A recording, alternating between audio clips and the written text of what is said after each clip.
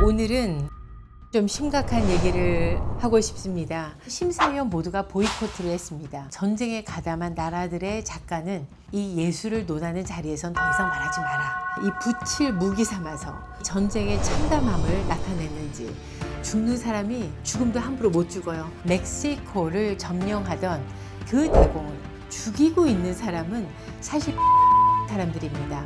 잊혀져야 될 그런 역사를 그려낸 굉장히 의미 있는 작품이 아닌가. 비극의 한복판을 지나온 이들이 오늘 살아가는 우리들에게 건네는 평화에 대한 메시지가 아닐까요?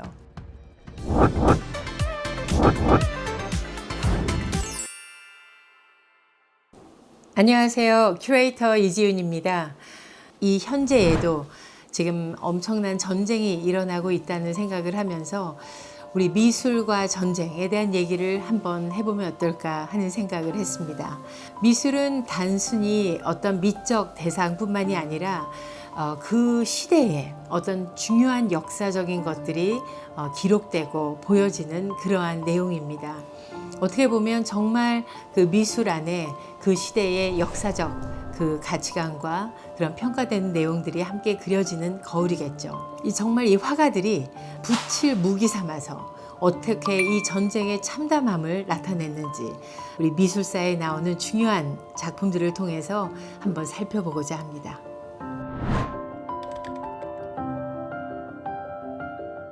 자, 한번 르네상스부터 가보도록 할까요? 우리 미술사 중에서 처음으로 전쟁화가 그려진 게 있습니다. 곰브리츠가 쓴 Story of Art라는 미술사 책에서는 이 산 로마노 전투를 얘기할 거예요. 1432년 피렌체 용병대장 니콜로 다 톨렌티노가 이끄는 피렌체 군과 시엔나 군의 엄청난 전쟁으로 이런 산 로마노 전투는 그 지역의 패권을 둘러싼 분장 속에서 피렌체가 아주 전략적 우위를 확보한 사건으로 기록됐고, 이 피렌체의 아주 대규모의 승리를 나타낸 그런 그림이었습니다. 한번 우리 그림들을 좀 잘 보실까요? 그림의 딱 정면을 보면 삼각형 구조.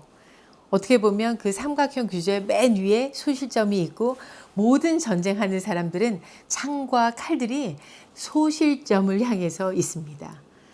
죽는 사람이 죽음도 함부로 못 죽어요. 소실점을 향하여 죽습니다. 정말 르네상스 초기에 정말 원근법을 마치 있었던 것처럼 그런 르네상스 초기의 그림으로 볼 수 있습니다. 그리고 또한 재미있는 건 뭐냐면 본인과 본인의 아들이 그 그림의 중심에 있습니다. 피렌체의 그 패브릭을 나타내는 것으로 모자를 만들어 쓰고 있었고요. 그 아들은 프로필을 나타냅니다. 우리 그림에서 옆모습을 나타내는 걸 프로필이라 그러잖아요. 그것처럼 프로필이라는 말이 거기서 나온 말이에요. 사실은 서양 사람들은 코가 높기 때문에 프로필을 나타내는 게 그 사람의 얼굴을 제일 잘 나타내는 거예요. 어떻게 보면 아빠는 내가 이 전쟁을 이긴 사람이지만 나보다 누구를 내 아들 좀 잘 부탁한다. 역사화를 그리는 맥락은 왜 그러냐면 전쟁에서 누가 이겼는가. 아무리 글을 써도 그건 책의 한 줄로 남지만 그림 하나를 그려서 보이면 사람들에게 저 사람이구나, 저 사람의 아들이구나, 뭔가를 기록해서 후대에 남기기 위한 중요한 내용이 되는 것이죠.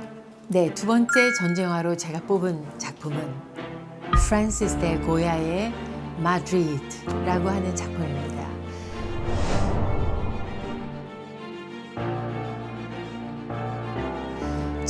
(1808년) 굉장히 의미심장한 해죠.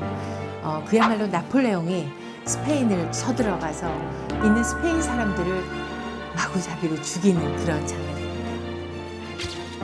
네, 이 작품은 마드리드 1808년 5월 3일입니다.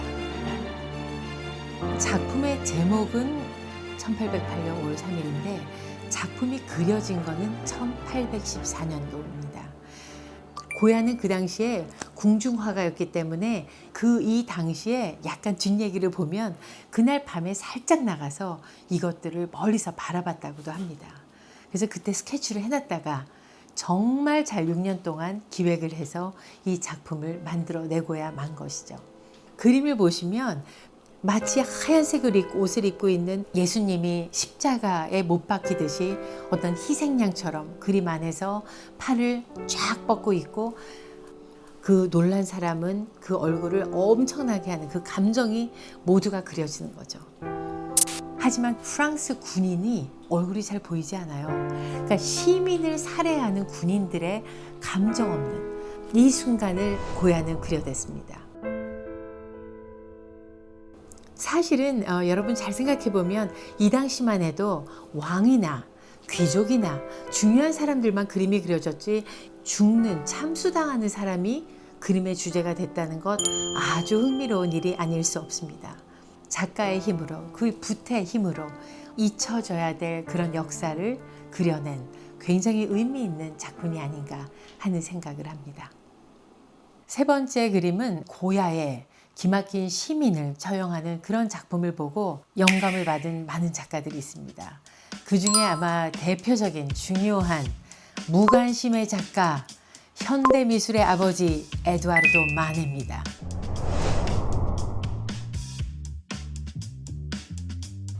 사실 사람들은 마네, 모네 해가지고 자꾸 마네를 인상파 모네 작가와 헷갈립니다. 근데 사실은 그렇지 않죠.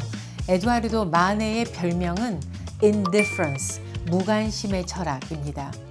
마네는 그 고야의 1808년 5월 3일 그 작품을 본 이후에 아주 기막힌 작품을 하나 만들지요. 막시밀리언 황제의 처형이라는 작품입니다. 막시밀리언은 그 당시에 멕시코를 점령하던 그 합스부르크의 대공이었죠. 한번 그림을 잘 보시면요, 막시밀리언 황제를 죽이고 있는 사람은 사실 멕시코 사람들입니다. 멸망을 하거든요. 그 전에 멕시코에 나와 있었던 프랑스 군인들은 그를 처참하게 처형합니다. 아까 고야의 그림과 굉장히 대조적으로 볼 수 있는 모습이 하나 나와요. 아니, 총을 쏘는 사람도 표정이 없고 죽는 맥시밀리칸 황제 얼굴도 별로 잘 나타나지 않고요. 그 옆에 손을 잡아주고 있는 부하들도 옆에서 아, 죽나 보다 이러고 그냥 가만히 있어요. 마네의 그림은 굉장히 조용합니다. 어떻게 보면 옛날에 맨 처음에 봤던 산 로마노 전투의 우첼로는 이 전쟁에서 승리한 피렌체 군이야 라고 말하는 어떤 팩트를 전한다면, 고야는 시빌리안을 죽이는 프랑스 사람을 고발하고, 이 세 번째는 아주 예술가의 태도로 근엄하게 이 상황을 묵묵하게 지켜보면서 아무 이 그림 그리는 사람의 감정을 하나도 넣지 않고 현장 사진을 딱 고발하는 듯한, 아마 이렇게 사회에 대한 굉장히 비평적 또 아주 날카로운 시선을 나타내는 게 현대 미술의 아버지다 라는 얘기를 듣게 되는 이유가 아닌가 생각이 듭니다. 우리가 독일에 가서만 아니고 런던의 내셔널 갤러리에 가서도 보실 수가 있어요. 그 그림에서는 약간 누더기 그림이에요. 이 누더기 같은 그림은요, 사실은 아주 중요한 그림입니다. 우리 아는 드가는 굉장히 유명한 인상파 작가잖아요. 드가가 원래 딜러였어요.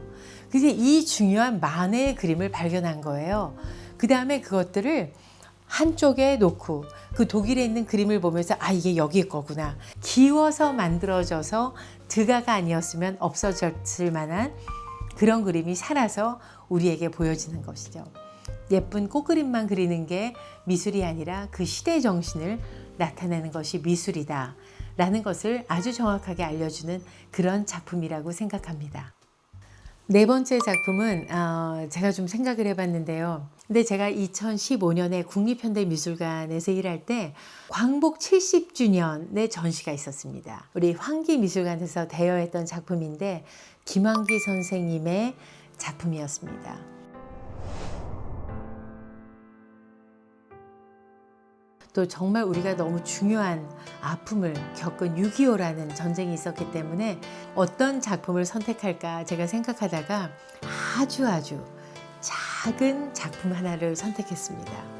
피란 열차라고 말하는 37cm에 53cm로 만든 소품이었는데요.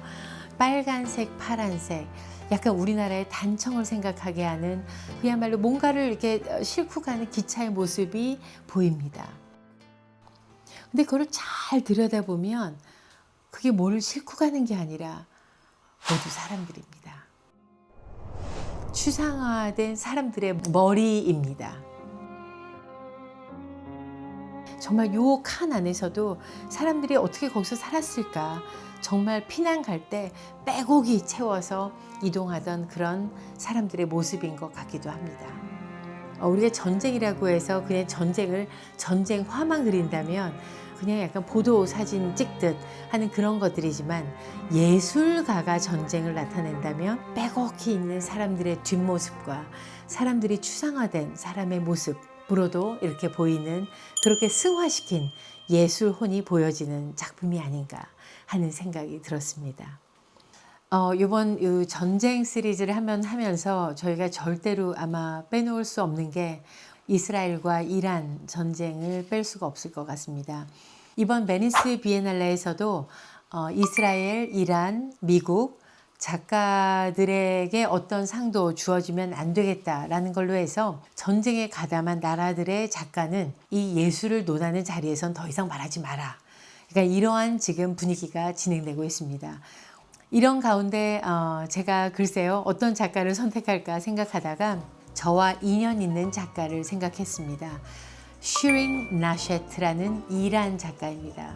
57년생이고요. 예술로 승화해서 또 그 문화를 알린 작가로 생각하면 좋으실 것 같습니다. 저는 그녀의 작품 중에 굉장히 중요한 게 인물과 페르시아어입니다. 어떻게 그 히잡을 쓰고 총을 겨누고 본인은 자기 얼굴에도 텍스트를 써서 바디 페인팅까지 해서 페르시아 문화를 가진 그런 여인의 모습을 드러낸다고 생각을 합니다. 그녀가 만들었던 작품은 아마도 이번 전쟁 이후에도 사람들에게 마음의 심금을 울리는 굉장히 중요한 작품으로 보여지지 않을까 하는 생각도 듭니다. 예술가들은 아마 이 비극적인 전쟁 앞에서도 포기하지 않고 붓을 무기 삼아서 가장 뜨겁게 이 시대를 기록한 것 같습니다. 어떻게 보면 이 그림들은 단순한 과거의 기록이 아닙니다. 비극의 한 복판을 지나온 이들이 오늘 살아가는 우리들에게 건네는 평화에 대한 메시지가 아닐까요? 한번 이런 맥락으로 여러분이 전쟁에 대한 생각을 함께 하시면 좋을 것 같습니다. 지금까지 큐레이터 이지윤이었습니다. 감사합니다.